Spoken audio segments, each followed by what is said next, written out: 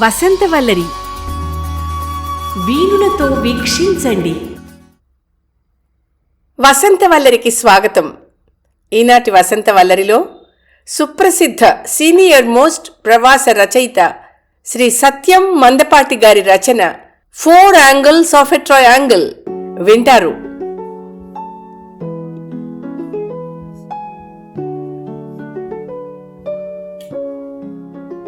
Computer terminal ముందు కూర్చుని pro engineer సాఫ్ట్వేర్తో file server డిజైనర్కి సంబంధించిన స్ట్రెస్ అనాలిసిస్ చేస్తున్నాను. అప్పుడే వచ్చాడు జెఫ్ పియర్స్. సత్యం, నేను వర్గీస్ లంచ్కి వెళ్తున్నాం, తాజ్ ప్యాలెస్ ఇండియన్ రెస్టారెంట్కి వస్తావా అన్నాడు. నీకు ఇండియన్ రెస్టారెంట్ మీద మోజుందని నాకింతవరకు తెలీదు అన్నాను నవ్వుతూ. లేదనుకో, but I just wanted to try అన్నాడు జెఫ్ కూడా నవ్వుతూనే. అయితే పద, లేచా కుర్చీలోంచి. వర్గీస్ అన్నాడు, నా కారులో పోదాం పదండి అని. టెక్సస్ హైవే 290 మీద వెడుతున్నప్పుడు అన్నాడు జెఫ్, నీకెన్నోసార్లు చెప్పాను, క్రిస్టియానిటీ మానవ జాతికి ఎంత అవసరమో, ప్రజలందరినీ ఒక్కతాటి మీద నడిపించడానికి అదొక్కటే మార్గం. అయినా నువ్వు ఏమాత్రం ఉత్సాహం చూపించటం లేదు. జెఫ్ ఆ టాపిక్ ఎప్పుడూ వదలడు.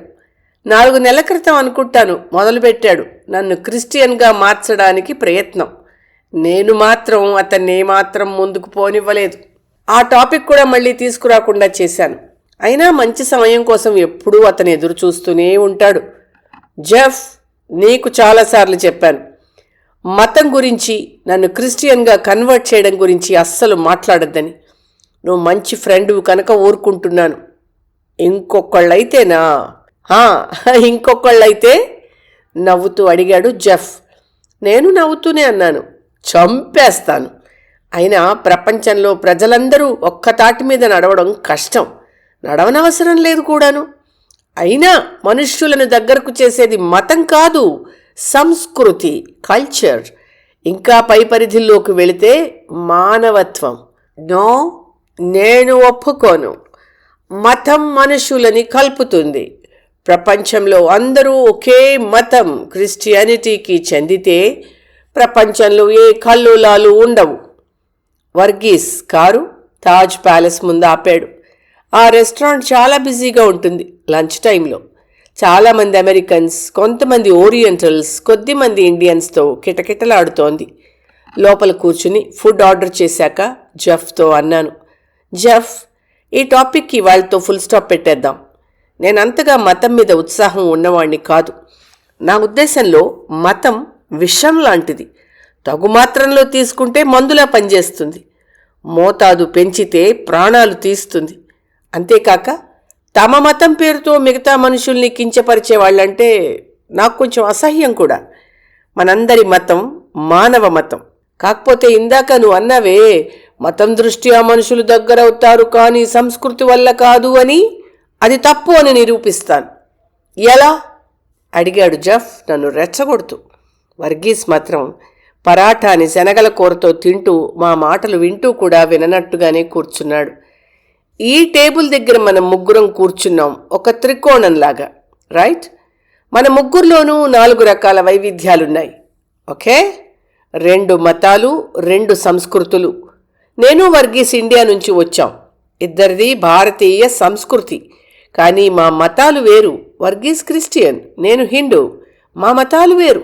అందుకే చెప్తున్నాను, నువ్వు కూడా మార్పు అని అన్నాడు నవ్వుతూనే జెఫ్. స్నేహపూర్వకంగా నేనన్నాను, shut up Jeff, don't try too hard. Okay, ఏం చెప్తున్నాను? అదే నా గురించి, వర్గీస్ గురించి. ఇప్పుడు నిన్ను వర్గీస్నే తీసుకుందాం. నువ్వు అమెరికన్వి, వర్గీస్ ఇండియన్. మీ ఇద్దరి సంస్కృతులు వేరు, అయినా మీ ఇద్దరు క్రిస్టియన్ మతానికి చెందినవాళ్ళు. వర్గీస్ వెజిటబుల్ పలావ్ మీద రైతా వేసుకుని చక్కచక్కా తినేస్తున్నాడు. మంచి ఆకలి మీద ఉన్నట్టున్నాడు. జెఫ్కి ఆ ఆహార పదార్థాలు బాగా కారంగా ఉన్నట్టున్నాయి. ఐస్ టీ తెగ తాగుతూ కూర్చున్నాడు. మన ముగ్గురిని ఒకళ్ళతో ఒకళ్ళని పోల్చుకుందాం. నువ్వు తెల్లవాడివి, నేను వర్గీస్ బ్రౌన్గా ఉన్నాం. నీ ఇంగ్లీష్ అమెరికన్ యాక్సెంట్తో ఉంటుంది, వర్గీస్ నేను ఎంత ప్రయత్నించినా మా ఇండియన్ యాక్సెంట్ని వదలలేకపోతున్నావు. నువ్వు ఈ భోజనం తినడానికి ఇబ్బంది పడుతున్నావు. నేను వర్గీస్ దాదాపు తినడం పూర్తి చేసి మళ్ళీ ఆర్డర్ చేయడానికి సిద్ధంగా ఉన్నాం.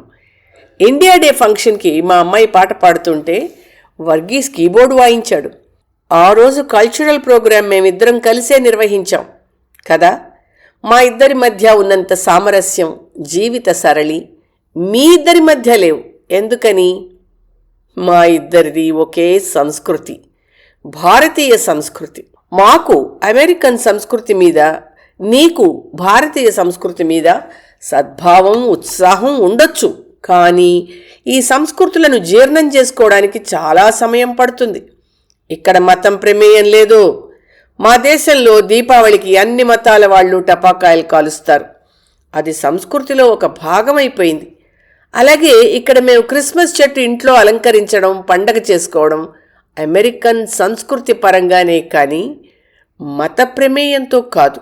మతం దేశ సంస్కృతిలో ఒక భాగం మాత్రమే. మనుష్యులని దగ్గరకు చేసేది సంస్కృతి. ఇంకా పై పరిధిలోకి వెడితే మానవత్వం. రైట్? జెఫ్ ఒక్క క్షణం ఆలోచించాడు. వర్గీస్, సత్యం చెప్పిన దానికి నువ్వు అంగీకరిస్తావా అడిగాడు. అతనున్నమాట చెప్పాడు, ఒప్పుకోక తప్పదు. చర్చ్లో కూడా అమెరికన్ చర్చ్లో జరిగే ప్రార్థనలకి, ఇండియన్ చర్చ్లో జరిగే పూజలకు చాలా వ్యత్యాసం ఉంది.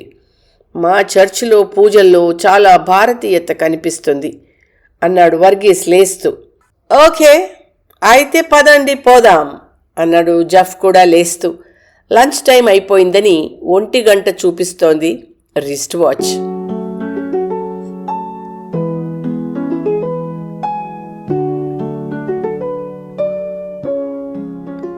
వసంత వల్లరిలో సుప్రసిద్ధ సీనియర్ మోస్ట్ ప్రవాస రచయిత శ్రీ సత్యం మందపాటి గారి రచన 4 యాంగిల్స్ ఆఫ్ ఎ ట్రయాంగిల్ విన్నారు.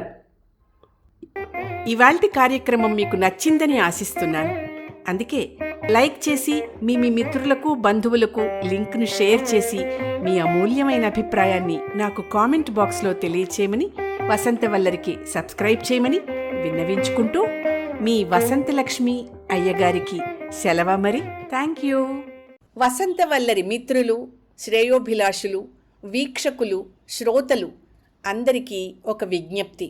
గతంలో లాగానే ఎప్పటికప్పుడు నా కథలను విని స్పందన తెలియచేయమని కోరుతూ, నేను చదివిన కథ మీకు బాగా నచ్చినట్టయితే తప్పకుండా హైప్ ఆప్షన్ నొక్కి నన్ను ప్రోత్సహిస్తారు కదూ.